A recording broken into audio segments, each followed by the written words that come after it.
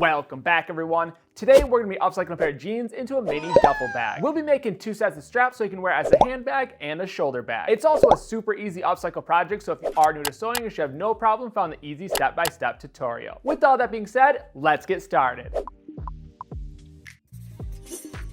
Getting started with supplies, you need one pair of pants, and you can use any style of pants for this project. I'm going to be using a standard slim fit pair of jeans on the smaller side. The smaller size will give me a smaller bag, so if you want a larger bag, use a larger size. Also, if you use a wide leg pair of pants, you'll have more material to work with. But other than that, let's get into preparing the jeans. The first thing we're going to do is measure down 2 to 3 inches on the inseam from the center seam. Mark that point with chalk and cut off both pant legs. We will be reusing the pant legs, but for the moment we can place them off to the side. Now we're going to grab the top section and dethread the remaining portion of the inseam. This will open up the bottom and allow us to separate the front from the back panel. Depending on the pair of pants, you can cut right down the side seam, but if you are using a pair of jeans, you will want to watch out for the rivets on the pocket. This pair does not have any rivets, but I still want to watch out for the pocket because I want to utilize that within the design. So what I'm going to do is make my cut in between the back pocket and the front pocket side seam. This pair of pants actually has a belt loop directly in the way, so I'm going to remove that before I make my cut. And all pants are a little bit different, so yours might not have this issue. Now that we have the belt loops out of the way, we can go back to the side and make our cut in between the back pocket and the side seam. And remember, you want to give yourself enough seam allowance so you're not sewing over the side seam or the back pocket when you're stitching the panels together. And we're going to separate the panels with right sides facing up. The next goal is to make these panels perfectly flat, and as you can see, it bunches up at the bottom of the center seam for both the front and the back panel. Typically, I'll dethread this and restitch, but I'm actually going to cut above the curve and far enough away from the bottom of the fly so I can restitch over that seam. We mainly want to cut directly above the curve on the inseam. And we'll be doing the same thing for the back panel, and for the back panel, you're actually going to have to cut through the pockets, but don't worry, we will be sealing them off so you can still use them in the final product. Now that we have the general idea, we're going to start with the front panel, cut directly above the curve. Then what I like to do is take that front panel, place it directly on top of the back panel, lining up the waistbands, and cut along the bottom edge. This will ensure both panels are the same height. And again, you probably cut through the pockets on the front and back panel, but don't worry, we will be sealing them off so you can use them in the final product. But that's going to do it for the preparation of the main panel, so for the moment we can place the front and back panel off to the side. And grab both of the leg panels that we cut off in the previous step. And what we're going to do is open up these panels by cutting down the side seam or the inseam. It really depends on whatever seam does not have the double stitch, because we're going to be using that double stitch as a feature. For this pair, the double stitch is on the side seam, so I'm going to cut down the inseam. So cut along both inseams and open up the panels with wrong sides together. We will be making precise cuts in this next step, so you want to make sure the outside edges are perfectly lined up and the wrong sides are together. The first cut, we're going to make a panel that goes in between the front and back panel along the bottom edge, and I'll be cutting mine about 5 inches wide and cutting it from the top portion of the pant leg. The next thing we're going to cut is a flap for the opening of the bag, and we're going to be utilizing the hem. And this is going to make it easier to close the bag because there'll be an extension past the waistband where we're going to eventually install the closures. Just like with the bottom panel, I'll also be cutting this one about 5 inches wide. For the remaining material, we're actually going to be using this to create the side panels and also the straps, but for the moment we can place it off to the side. For this next step, we can grab the front panel along with the first strips we cut at the top of the leg panel. You should have 2 strips that are the same width and shape. Mine are 5 inches wide. You don't actually need them this wide. You can make your own adjustments. This is mainly going to act as a bottom panel and a buffer in between the front and the back panel so the bag sits flat. You also want this panel to be the same width or wider than the front and back panel. If it is wider, then you're going to want to trim it to match the front and back panel width. Now we can take one of the panels, place the right side together, lining up along the bottom edge, take the second panel, place it on the opposite side with right sides to wrong sides. Once you have all the layers lined up, stitch the bottom edge at a 1/4 inch seam allowance. And you can actually sew this at whatever seam allowance you have your machine set up for. Next, we're going to sew the back panel to the opposite side of the bottom panel, so grab the back panel, place the right side together on the front side of the bottom panel, and add a few pins. Lining up the other side is actually a little bit trickier. You have to wrap it around the outside of all the panels. What I like to do is roll everything inward and then wrap the panel around the outside, lining it up on the opposite end. And you'll definitely have to place a few pins to keep it lined up. From here, we're going to take it to the machine and stitch at a 1/4 inch seam allowance. Double check both sides, make sure all the layers got stitched together, then pull the right sides out through the left or the right opening. And as you can see, this adds a nice clean seam on both the right and the wrong side. The reason I did it this way is because I'm not going to be adding a lining to this bag. I feel like this bag is finished enough on the inside that it doesn't need a lining. We have the clean waistbands at the top and also the cool seams on the inside. But if you want to make a lining, you can go ahead and do so. To finish off this bottom panel, we're going to be adding a top stitch on the bottom panel side. I do recommend using a heavier weight needle if you're using jeans because the denim can be pretty bulky. So just take your time when sewing. And this top stitch is optional. If you don't want to add it, you can go ahead and skip it. But I think it adds a nice professional finish to the bag, and it also flattens out the bottom panel and gives it another layer of strength. But anyways, moving on to the next step, we're going to be adding the flat panels along the waistbands. And these are optional. If you don't want to add them, you can skip ahead. But what we're going to do is line them up along the waistband. You want them sticking out past the top edge and also shorter than the width of the front and back panel. When it comes to sewing, the front panel can be a little bit difficult because you have the button in the way. What I found works best is unbuttoning it and sewing one section at a time. This way you're not sewing through that entire bulky area. And when it comes to the width, you want it at least a half inch shorter from the outside edge on both sides. To sew this on clean without a raw edge, we're going to place the wrong side of the flap to the wrong side of the waistband, fold the flap upwards, and you'll have a nice clean edge at the bottom of the flap. Now that we have both sides lined up and ready to go, we're going to take it to the sewing machine and stitch along the top edge of the waistband. Again, it can be very thick in some areas, so take your time and use a heavyweight needle. After finishing up, double check along the top of the waistband, make sure it's nice and sealed off. I also like to quickly fold the assembly together to make sure the flat panels are the same width along the top edge. We mainly want the top edge to line up. If everything is looking good, we don't need this assembly for the next step, so for the moment we can place it off to the side and grab the remaining leg panel fabric from the previous step. What we're going to do now is make the straps, and we are limited to fabric because we still need a big chunk of this to make the side panels. So I'm only going to use one side of the leg panel to make the strap. This will leave me plenty of fabric on the opposite side to make the side panels. If you are using wider leg pants, you're going to have a lot more material to work with and you won't need to worry about this. Next, we're going to line up the two panels around the outside edge and wrong sides together. Then make your cut along the inside of the side seam. This will leave you with two panels. Then we're going to separate the panels and place the right sides together. Next, you want to figure out the width of your strap. I'm going to leave mine as is, but you can always reduce the width for a more narrow strap. And remember, you don't want to go too small because you always want to make room for the seam allowance. Once you're ready, take it to your sewing machine and stitch both side edges at a 1/4 inch seam allowance. After sewing, quickly measure the width, see if it's going to work for your project. If it's looking good, flip the right sides out. And as you can see, when you flip the right sides out and take away that seam allowance, the strap gets very narrow. But anyways, to finish off the strap, we're going to be adding a top stitch on the outside edge and also down the center. If you want to skip the top stitch, you can, but it really does flatten out the strap and make it more strap-like. Since we're limited with fabric, these straps aren't as long as normal tote straps, so we're going to have to place them in a way that works with the length of the bag and also gives it a tote bag look. So go ahead and grab the main tote bag assembly and place the straps along the top edge of the waistband. Now if I had enough fabric, I would attach the straps down into the pockets and loop them back up around as a handle. If you have enough fabric, you can totally do this, and you can also connect them to the opposite side if you have a ton of fabric. But again, I am limited with the length of these straps, so what I'm going to do is place them along the top edge of the waistband and give it the illusion that they're coming out from behind the waistband. The thing is, we already sewed the waistband to the flat panel, so what I'm going to do is de-thread in just the area that I want to place the strap. Slide the strap into the opening between the flat panel and the waistband, and repeat this process for the remaining strap ends. And the width between the strap ends is totally up to you. I'm trying to keep mine fairly narrow, and I'm going to do this on the opposite side of the bag as well. You mainly want to make sure the width is even on both sides for an even carry. Then we're going to take it to the sewing machine and tack stitch each strap end down. And just like that, your straps are complete. You also get to keep the full look of the front and back panel with all the pockets. For this next step, we're going to fold the wrong sides together, and there's actually two directions you can take this bag. You can choose to make the side panels, which we're going to do next, or you can actually just sew them off like this for a flatter, more of a handbag look. But we're going to be adding the side panels, so what we're going to do is actually sew together at the top to complete the loop on the side. And all I'm doing is pushing the tops of the waistbands together, and I'm going to add a tack stitch directly over top. And be sure not to sew the flat panels in this step. Once you're ready, take it to your sewing machine and do a small tack stitch back and forth over the gap. And it doesn't have to be any special stitch, just go back and forth a few times to lock the layers together. Because when we add the actual side panel, it's really going to bring those layers together and make it more secure. But essentially what this did was close off that loop and gave us a circle to work with. And that's exactly what we're going to do next. We're going to use that opening to create our side panels. So grab the remaining portion of the leg panel fabric. You should have enough to work with, and then we're going to take our assembly and lay it over top so it's opened up like a circle. And simply just trace around the outside edge, and also remember to include the seam allowance. I actually like to even go past the seam allowance just to make sure it's big enough, and then I can always trim it down later. Once you're ready, cut out your circle. It also doesn't have to be a perfect circle. Mine are nowhere near perfect, but as long as it's close, you're good to go. Before we add these directly to the bag, we want to first add D-rings so we can add a shoulder strap. And I just use scraps to create two 6-inch strips the same way we made the straps. Then I fed them through the 1.5-inch D-rings. Place them in the center or towards the top edge of the side panel. Fold the raw ends under to get a nice clean edge, and add a bar tack stitch along the bottom and right next to the D-ring. And if you're not going to be adding a shoulder strap, you don't need to add these D-rings. The placement does matter if you're using a flimsier fabric. If you're using a flimsier fabric, I'd place them more towards the outside edge of the side panel. This will prevent the side panel from folding in when you have heavier items in the bag. But anyways, now we can grab the main bag assembly and begin to add the side panels. Flip the bag inside out, and starting on either side, place the side panel in the opening with right sides together. If you added the D-rings, make sure they're pointing towards the top of the bag. Place the second side panel in the second opening with right sides together. If they're not lining up, you can trim the side panels to match the circumference of the opening. Place a few pins, take take it to your sewing machine, stitch around the outside edge at a 1/4 inch seam allowance, and add double fold bias tape to hide the raw edge. If you're wondering about the double fold bias tape, check out another one of my videos. I go over it in detail and how to add it and different ways to do it. It's not mandatory, but it does make for a clean finish, and you don't need all the machines to do this. You can still make it with pre-made bias tape. Now we're going to flip the right sides out and add the closures to the flap. As you can see, my sides have a raw edge. I wanted it to turn out this way. If you don't like this look, you can always fold those ends inward for a nice clean edge. But I wanted that to fray over time to match the distressed area along the hem. But anyways, moving on, in the closure I'm going to be adding along that top edge are magnetic snaps. And you don't need to go with magnetic, you can use any style of snap. I'll be adding 4, so I'm going to space these out evenly along the flap panel. So the first thing we're going to do is punch out the openings, feed the snap through the opening, and add the cap on the outside. Then go ahead and repeat the step for all the openings and each side of the magnetic snap. To install the snaps, I'll be using a hammer die, but feel free to switch it up and use pliers or a press. And what you're going to do is place the base on the opposite side of the cap and hammer it down from the cap side. Remember not to hit it too hard or else you're going to bend the cap, and from here repeat this process for all of the snaps. Moving into the final step, that's adding your branding. I use leather strips added with double-sided rivets. I also made a simple shoulder strap just out of webbing with 2 lobster clasps and 1 strap slider. If you do have enough material left over, you can also make the shoulder strap out of your material. And as you can see, the size of this bag when it comes to the width is pretty much based on the width pants you're using. So for example, if you want to make a wider bag, then you're going to want to find a wider pair of pants. Another trick for adding more space inside the bag is actually extending the width of the bottom panel. This will increase the bag's circumference, giving you more space inside the bag. But I was limited with the amount of fabric I had based on the size of the pants, so this is something to think about when you're picking out the pants for the project. But anyways, I hope you had some fun with this upcycling project and you made a bag that's unique to your style. And there you have it, your mini duffel bag is complete. Hopefully yours turned out as good as mine did. And the size of the duffel bag can change based on the width pants you're using. If you're using a wider pair of pants, then it's going to be a longer duffel bag. But you can always trim into those pockets. You mainly want to avoid the rivets on the outside. There's also so many different style pants you can use. You don't have to just use denim or jeans. Any style of pants will work with this project. Like always, I'd love to see what you come up with, so tag me on Instagram at ProperFitClothing. And until then, I'm going to keep the videos coming at you, so I'll see you next time.